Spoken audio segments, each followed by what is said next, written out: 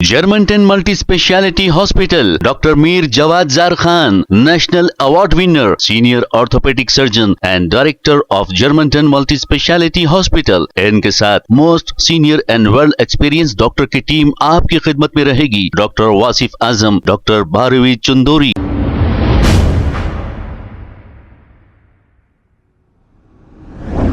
अस्सलाम वालेकुम नाज़रीन, 7H न्यूज सच को रखे आपके आगे।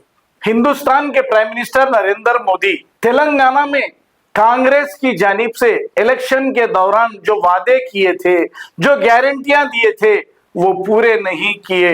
ये कौन कह रहे हैं? हम नहीं, Narendra Modi prime minister of India Maharashtra के इलेक्शन में ये बताना चाह रहे हैं कि कांग्रेस पार्टी झूठी है और झूठे वादे करके इख्तिदार में आती है। ये महाराष्ट्र में नरेंद्र मोदी कह रहे हैं। आइए सुनते हैं तफसीलात। हर चुनाव से पहले कर्ज माफी का झूठा वादा कांग्रेस का पसंदीदा हथकंडा है।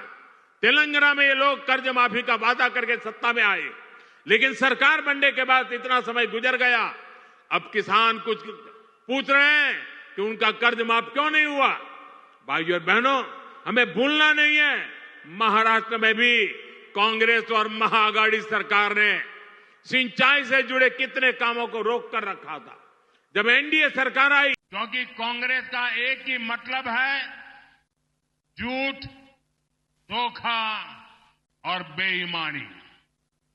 इन्होंने तेलंगाना में चुनाव के समय किसानों से लोन माफी जैसे बड़े बड़े वादे किए, लेकिन जब इनकी सरकार बनी तो किसान लोन माफी के लिए भटक रहे हैं।